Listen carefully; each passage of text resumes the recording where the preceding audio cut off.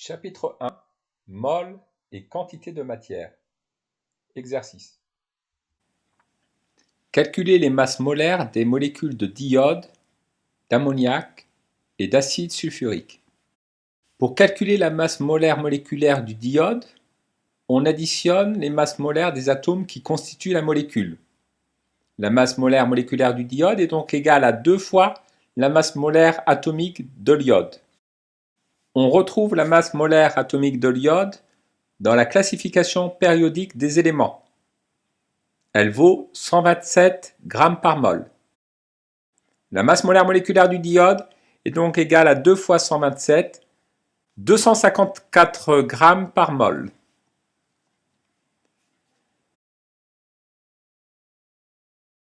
La masse molaire moléculaire de l'ammoniac de formule NH3 est égale à la masse molaire atomique de l'azote plus 3 fois la masse molaire atomique de l'hydrogène. 14 plus 3 fois 1, nous obtenons 17 g par mol. La masse molaire de l'acide sulfurique de formule H2SO4 est égale à 2 fois la masse molaire atomique de l'hydrogène plus 1 fois la masse molaire atomique du soufre plus 4 fois la masse molaire atomique de l'oxygène. Nous obtenons 2 fois 1 plus 32,1 plus 4 fois 16, c'est-à-dire 98,1 g par mol. Déterminer les masses molaires des cations cuivre 2 et ammonium. L'ion cuivre 2, de formule Cu2+, est un atome qui a perdu 2 électrons. La masse des électrons est négligeable devant celle des atomes. Donc, on peut considérer que la masse d'un ion cuivre est égale à la masse d'un atome de cuivre. A fortiori, la masse de 6,02 fois 10 puissance 23 ions cuivre est pratiquement égale à la masse de 6,02 fois 10 puissance 23 atomes de cuivre. La masse molaire de l'ion cuivre 2 est donc égale à la masse molaire atomique du cuivre, dont la valeur est indiquée dans la classification périodique des éléments, à savoir 63,4 g par mol. Pour la même raison, la masse molaire de l'ion ammonium est égale à la masse molaire atomique de l'azote, plus 4 fois la masse molaire de l'hydrogène. 14 plus 4 fois 1, nous obtenons 18 g par mol. Calculer les masses molaires des anions chlorure et permanganate. L'ion chlorure est un atome de chlore qui a gagné un électron. Or, la masse des électrons étant négligeable devant celle des atomes, on peut considérer que la masse d'un ion chlorure est égale à la masse d'un atome de chlore. Et donc, la masse molaire de l'ion chlorure est égale à la masse molaire atomique du chlore, dont la valeur est indiquée dans la classification périodique des éléments, à savoir 35,4 g par mol. La masse molaire des ions permanganate, de formule MnO4- est égale à la masse molaire du manganèse plus 4 fois la masse molaire atomique de l'oxygène. 54,9 plus 4 fois 16, c'est-à-dire 118,9 g par mol. Exercice numéro 2. Quantité de matière. Calculer la quantité de matière de 25 g de fer solide. La quantité de matière de fer est égale à la masse de l'échantillon de fer divisé par la masse molaire atomique du fer. 25 divisé par 55,8, nous obtenons que la quantité de matière de 25 g de fer solide est égale à 0,45 mol.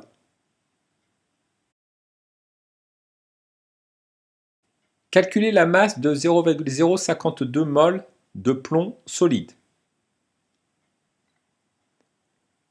La masse de l'échantillon de plomb s'obtient en multipliant la quantité de matière correspondante par la masse molaire atomique du plomb. 0,052 fois 207,2, la masse de 0,052 mol de plomb est égale à 11 grammes. L'éthanol liquide a une masse volumique égale à 0,79 kg par litre et une masse molaire moléculaire égale à 46 g par mol. Nous souhaitons calculer la quantité de matière petit n d'un volume de 15 ml d'éthanol. Eh bien, la quantité d'éthanol peut se calculer en divisant la masse de l'échantillon d'éthanol par la masse molaire de l'éthanol. La masse de l'échantillon d'éthanol s'obtient en multipliant la masse volumique de l'éthanol par le volume d'éthanol.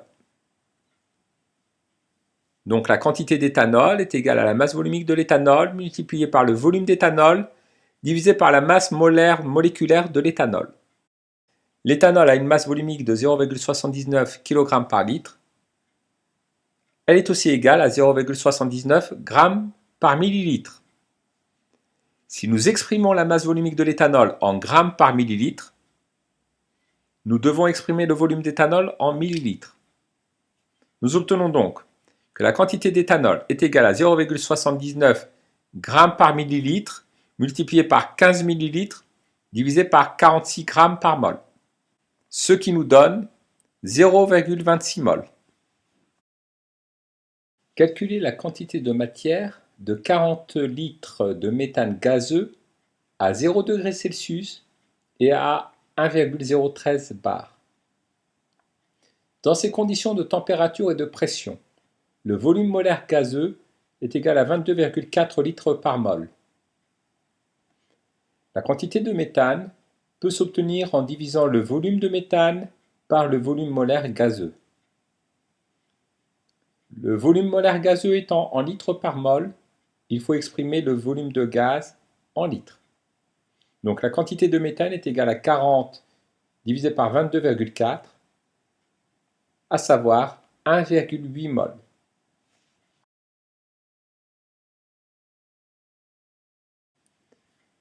Calculer le volume de 4,7 fois 10 puissance moins 2 mol de dioxyde de carbone à 0 degrés Celsius et à 1,013 bar. Dans ces conditions de température et de pression, le volume molaire gazeux vaut 22,4 litres par mol. Nous utilisons la formule précédente en extrayant le volume de gaz. Le volume de dioxyde de carbone est égal à la quantité de matière de dioxyde de carbone multipliée par le volume molaire gazeux. 4,7 fois 10 puissance moins 2 fois 22,4, nous obtenons un volume de dioxyde de carbone égal à 1 litre.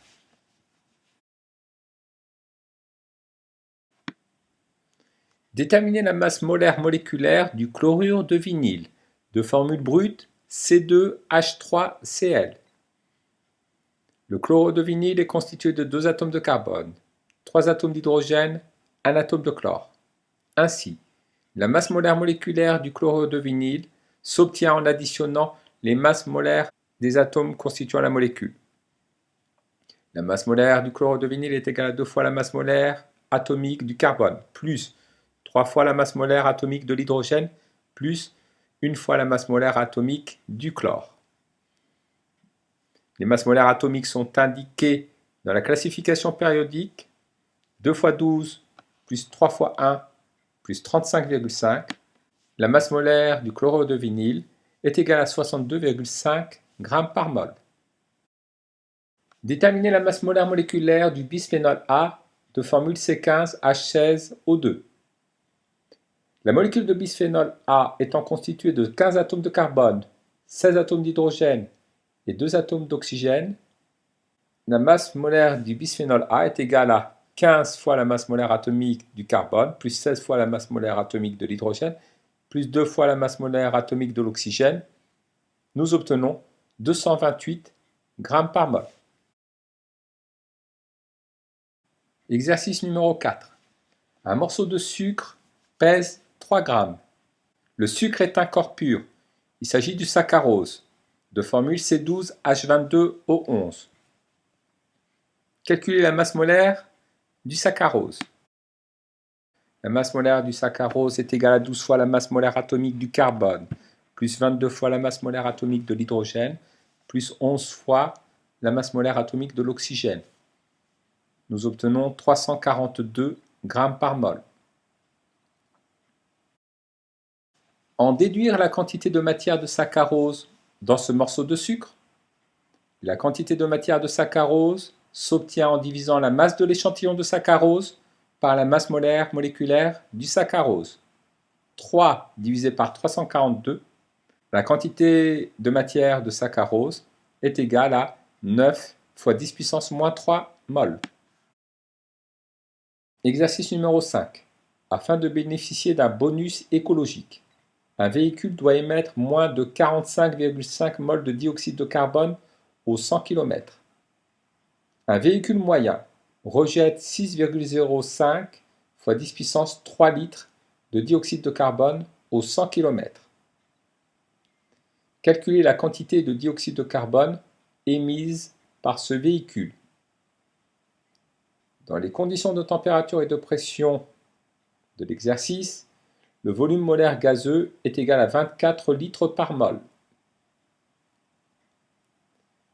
Afin de calculer la quantité de dioxyde de carbone émise par le véhicule, nous divisons le volume de dioxyde de carbone rejeté par le véhicule par le volume molaire gazeux. Nous obtenons 6050 divisé par 24. La quantité de dioxyde de carbone émise par ce véhicule est de 252 mol. En déduire si ce véhicule bénéficie ou pas du bonus.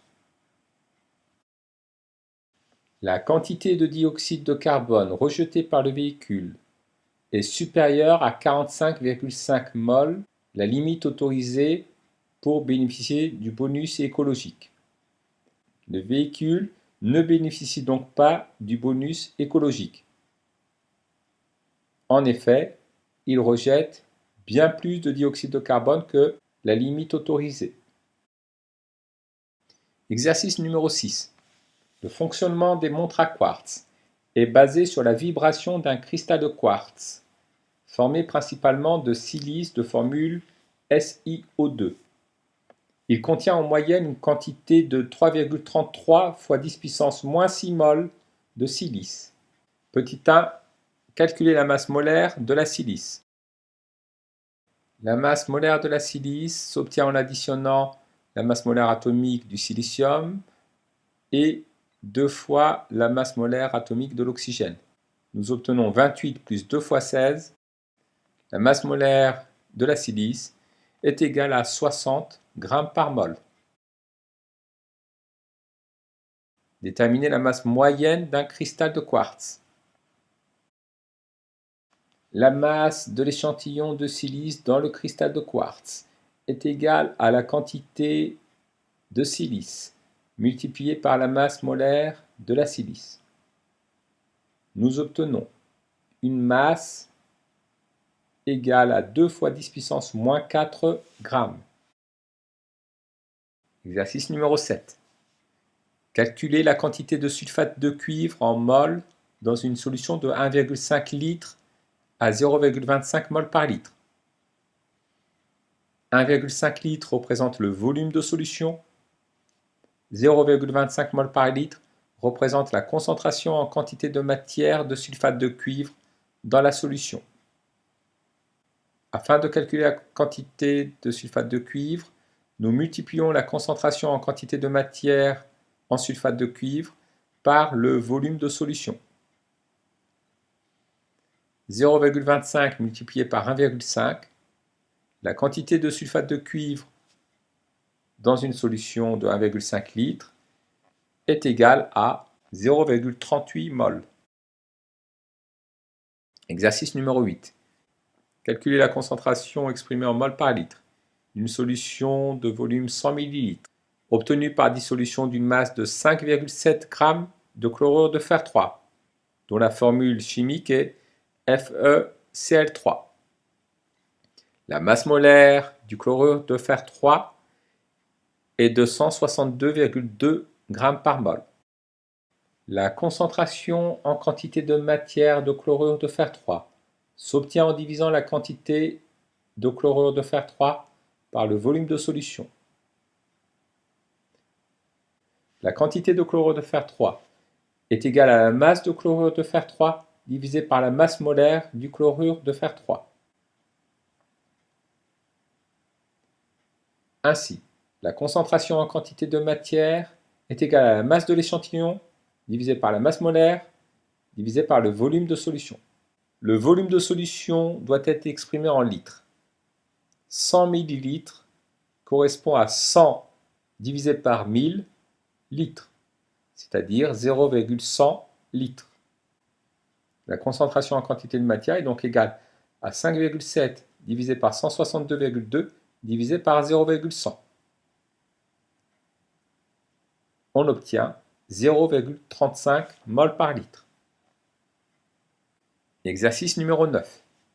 L'anémie ferriprive est due à une carence en fer, un manque de fer. Le fer se fixe sur l'hémoglobine qui se charge d'apporter le dioxygène aux cellules du corps. Pour une femme adulte, la valeur de la concentration de référence est de 138 g par litre. Le résultat d'une analyse d'une femme enceinte montre un taux d'hémoglobine de 1,71 mmol par litre. Souffre-t-elle d'anémie? La masse molaire de l'hémoglobine est égale à 64 458 g par mol.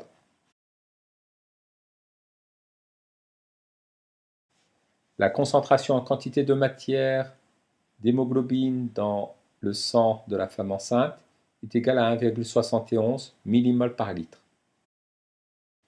Calculons la concentration en masse d'hémoglobine dans le sang de la femme enceinte. La concentration en masse d'hémoglobine est égale à la masse de l'échantillon d'hémoglobine divisé par le volume de sang. La masse d'hémoglobine est égale à la quantité d'hémoglobine multipliée par la masse molaire de l'hémoglobine. Nous reconnaissons le rapport quantité d'hémoglobine divisé par volume de sang. Il s'agit de la concentration en quantité de matière d'hémoglobine dans le sang. Ainsi, la concentration en masse d'hémoglobine dans le sang est égale à la concentration en quantité de matière d'hémoglobine dans le sang multiplié par la masse molaire de l'hémoglobine. 1,71 fois 10 puissance moins 3 fois 64 458, la concentration en masse d'hémoglobine dans le sang de la femme enceinte est de 110 g par litre. La concentration en masse d'hémoglobine dans le sang de la femme enceinte est inférieure à 138 g par litre. La femme enceinte est en carence de fer. Elle souffre d'anémie.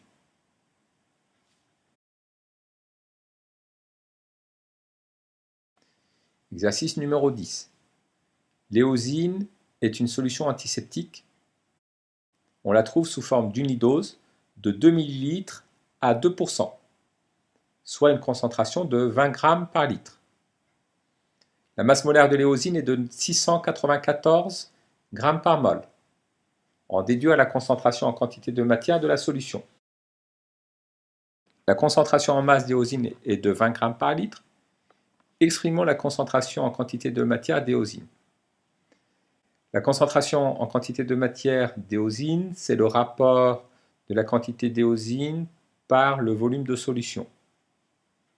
La quantité d'éosine est égale à la masse d'éosine divisée par la masse molaire de l'éosine. Nous voyons le rapport masse éosine divisé par le volume d'éosine qui correspond à la concentration en masse d'éosine.